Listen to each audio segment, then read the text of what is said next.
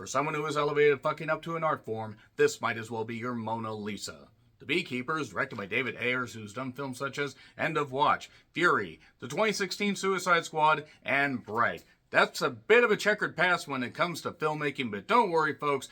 Directors with a checkered past as far as film quality, that doesn't mean it can't be saved by some pretty good writing. And fortunately, Kurt Windmer has done a lot of films, such as Double Trouble, not Bubble Bobble, not Double Team with Dennis Rodman and Jean-Claude Van Damme, but Double Trouble.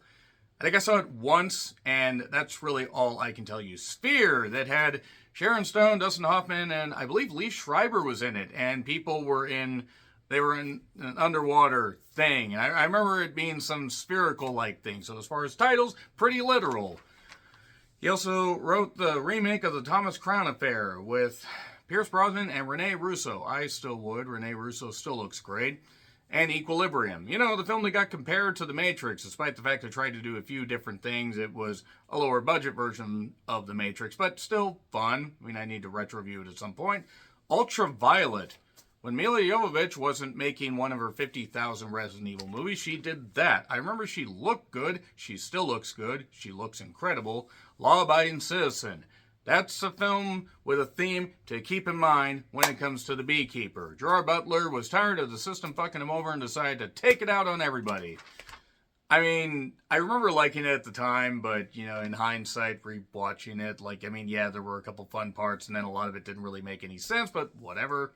Salt, yeah, that wasn't very good. And then Children of the Corn, the latest Children of the Corn movie.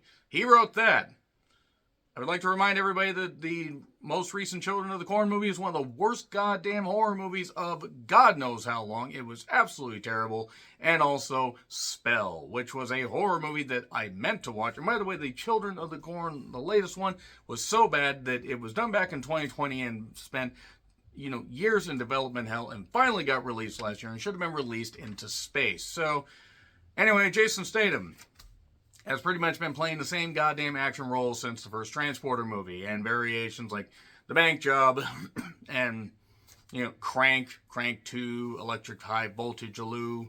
Actually, I think it was just Crank 2 High Voltage, and other stuff, and, the various movies he's been in. The Meg, and, Meg 2. Shut up, the Meg 2. Meg 2, The Trench. Jason is usually reliable as far as being a fun and, marketable star. He has that physical charisma, and he does have that badass look about him, but he also can have fun and make some good jokes. And when Jason is featured right, with some crisp writing and a breezy pace, you actually can get something really good out of Jason, even though he has been basically playing the same role, with a few different titles since the early 2000s.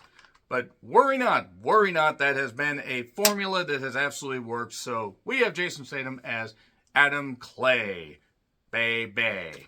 And he is a man with a particular set of skills that make him a nightmare for people to screw over those that he loves. And, oh God. Felicia Rashad, was the only woman that ever took care of him and only ever saw anything good in him and treated him right. And he's been living on her farm, raising bees in a movie called The Beekeeper. God, how literal. I mean, hey, at least he's good with the bees. Dr. Bees. If my best friend happens to be watching any of this, that was for you. Hope you're doing well. And yeah, he's, taking care of bees and everything. And Felicia Rashad ends up running into an issue when her computer has a virus, and then she has to call a number. And this turns out to be a phishing scam that basically wipes out all her money. And then she takes drastic measures to basically deal with that grief and everything. Oh, Claire Huxtable, what are you like? If only you had just gotten one of your kids to help you. Even though computers really weren't a thing much when the Cosby Show was going on. Nevertheless, yeah, so Adam Clay looks at that, says, this is the only woman that's ever taken care of me and ever saw anything good in me, and I'm going to get revenge. And he does. It's Jason Statham kicking the shit out of people, going to another location, kicking the shit out of people.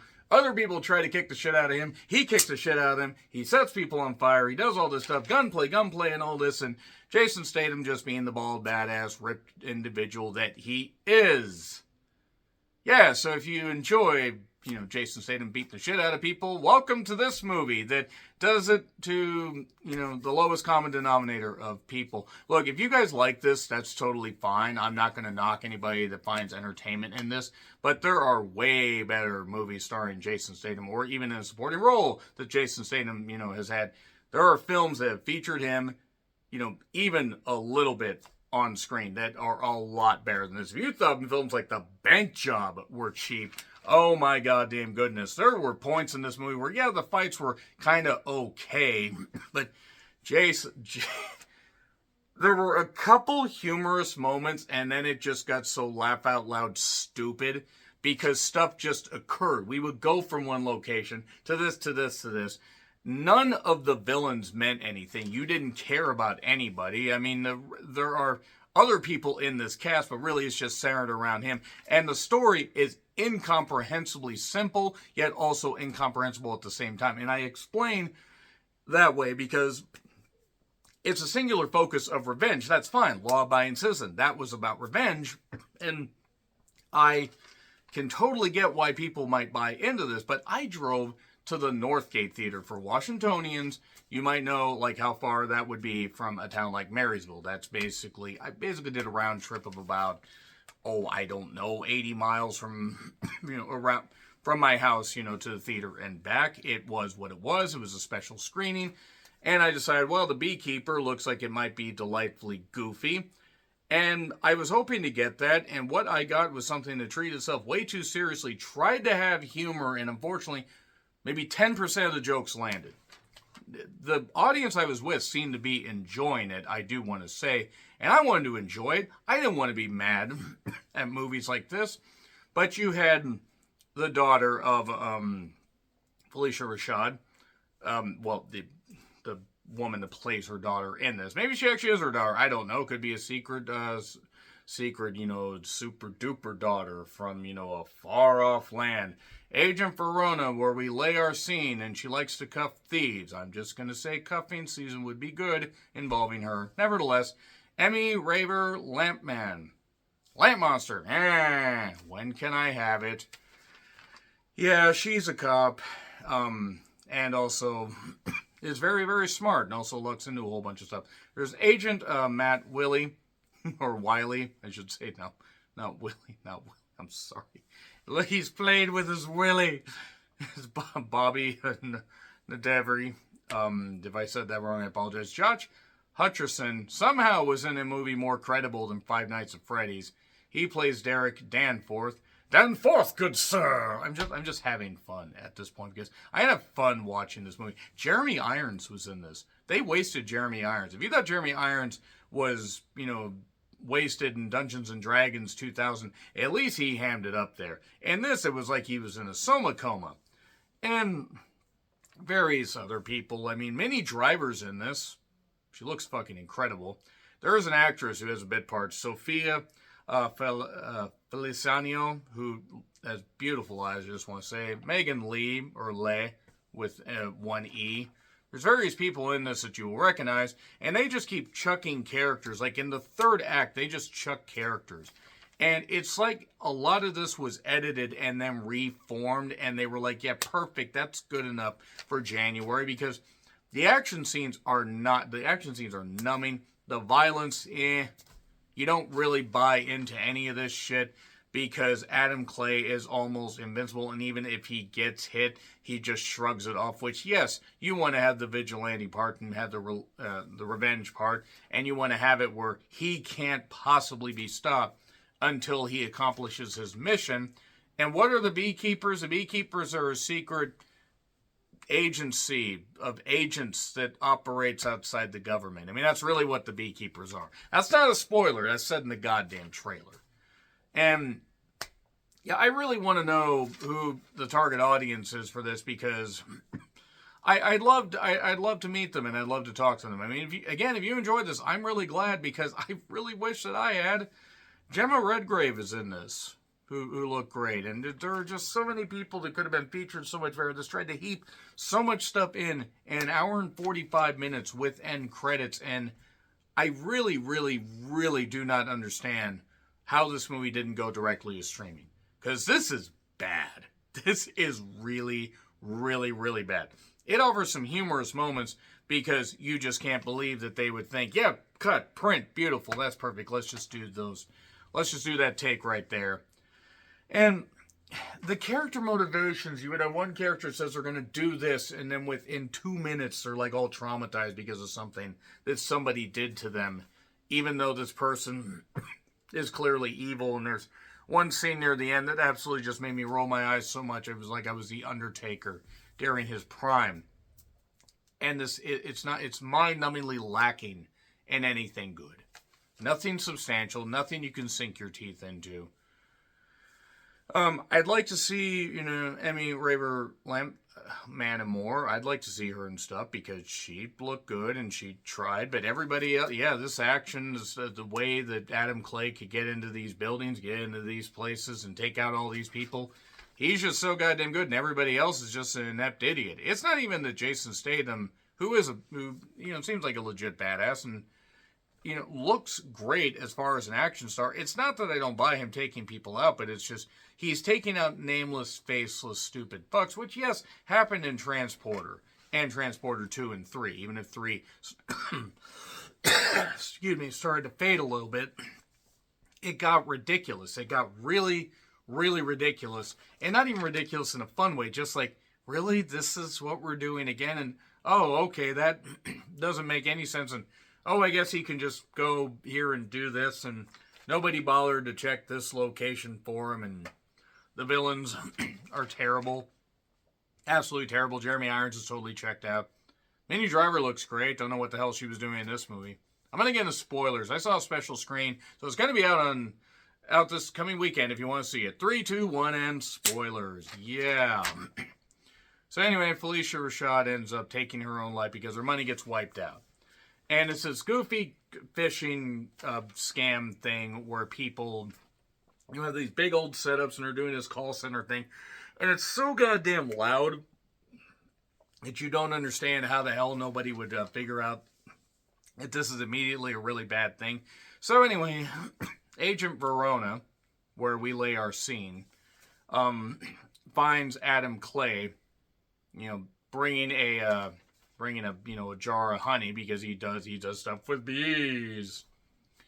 And he gets in there, she arrests him, sees that her mother's dead, thinks that he did it, turns out he didn't do it, and she apologizes. He's like, no, I understand everything, but now he's going to take these people out. So what does he decide to do?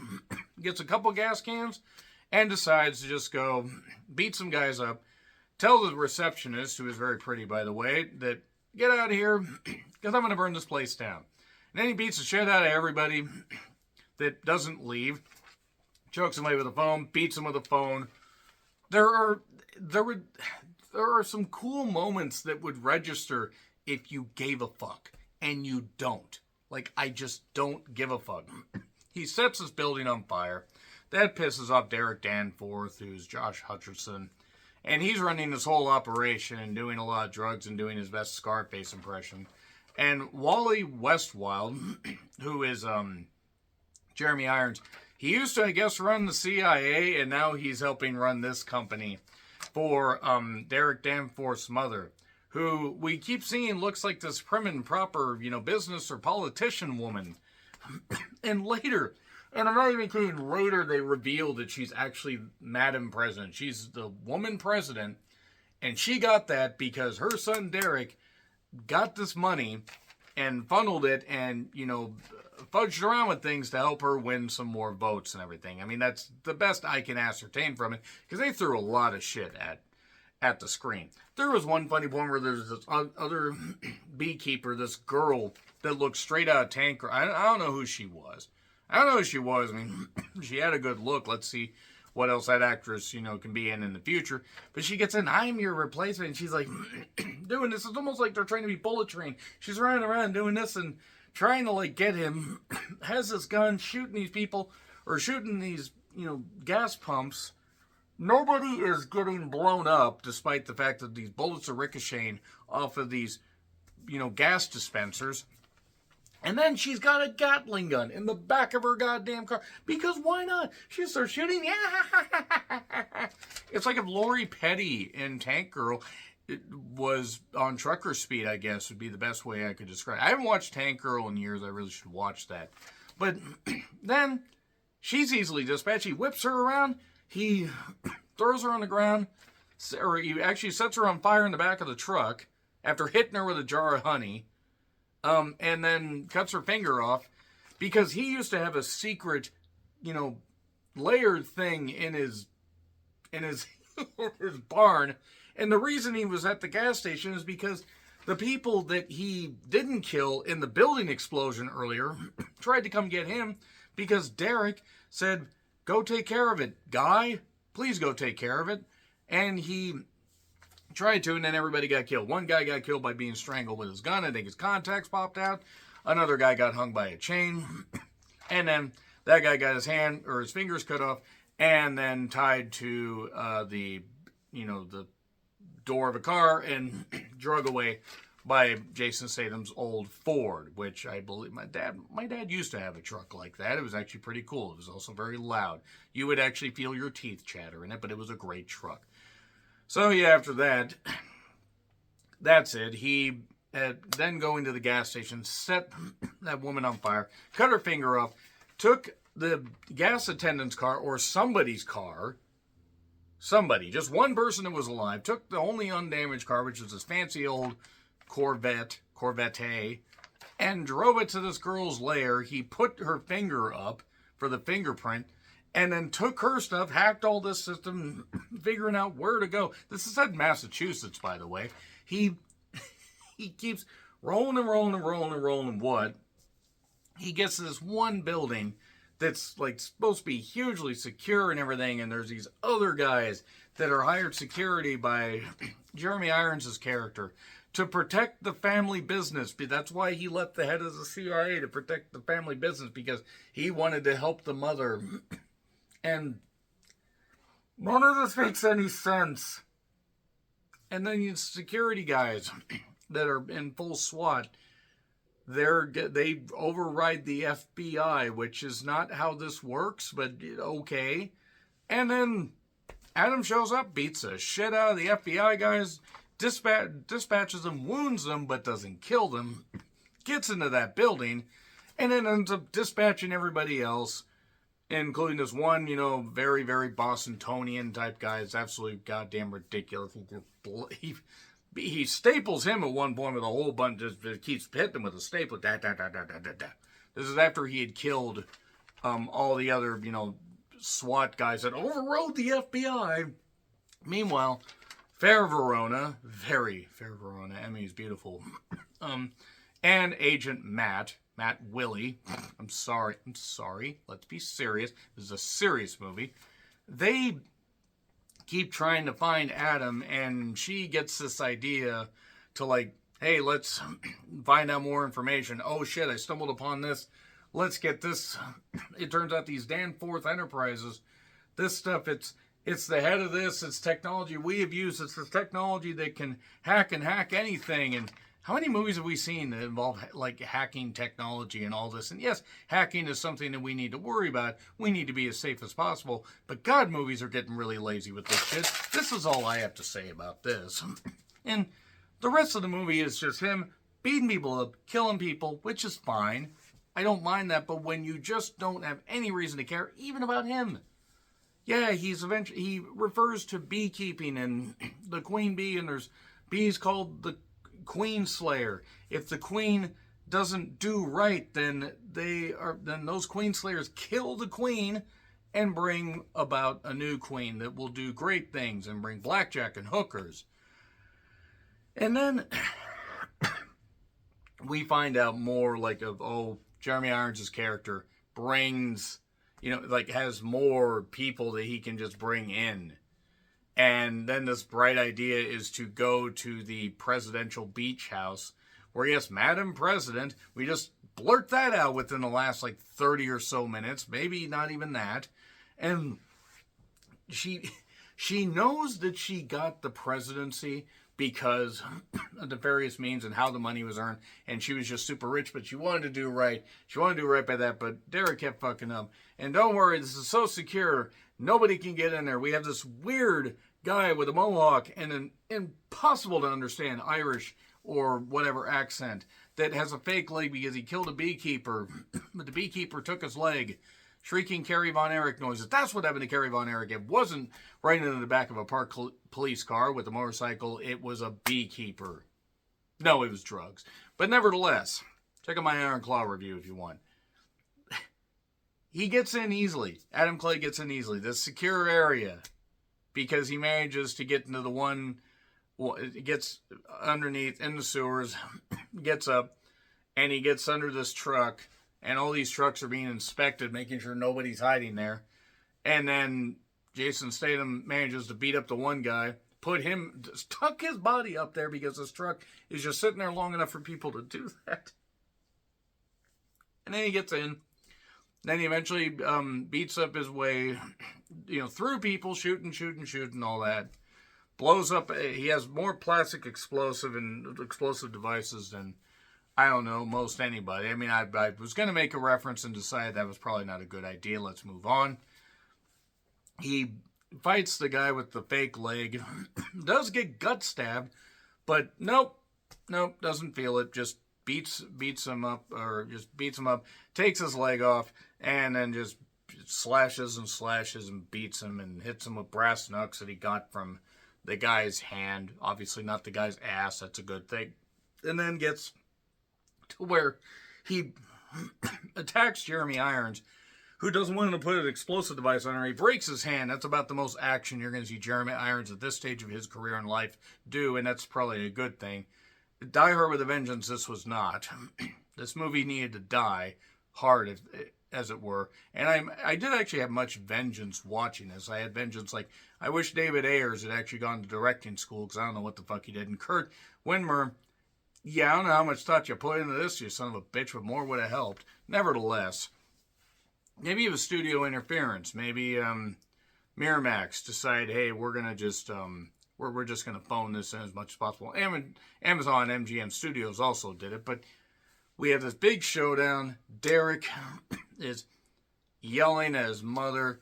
Jason Statham's about there, and Derek decides to grab a gun and shoot this one second in command at the CIA, FBI, NFT, whatever, ATF, I don't care. Minnie Driver's totally out of this movie by this point. I needed more Minnie Driver. But Derek then decides, hey, wait a second, mother, you're going to tell the truth, you're going to do this after all this stuff, and then he's going to hold her hostage. He's holding his mother, but Madam President, hostage. And then, Agent Verona will relay our scene, and Agent Matt are there. And then, Adam looks out at the water, that because it's a beach house, and ends up shooting Derek. Now, this is after, mind you, he had just taken his mother hostage, his mother who's Madam President, and done all this stuff. She's freaking out. Oh my God, I can't believe this. You shot my son. All this, she's freaking out. He's gonna kill you, you stupid bitch, and you got into the White House because of nefarious means and all that. And my God.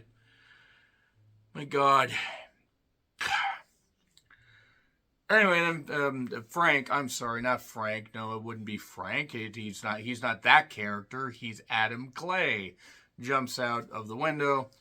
Agent Verona will relay our scene. Could have shot him. Didn't. Goodbye, Adam Clay. And he finds some stuff that he buried in the beach, and it's scuba gear, and he leaves him. We're going to get a sequel. We're going to get The Beekeeper 2. Direct to streaming, Lou. I'm sorry. I know action movies are supposed to be fun, but this was bad. This is incomprehensibly simple and bullshit. It gets an F. It gets an F. This is really, really bad. Agree, disagree, what I said? Like, share, subscribe. Twitter handle in the description. I'm John Ritland. I'll see you soon.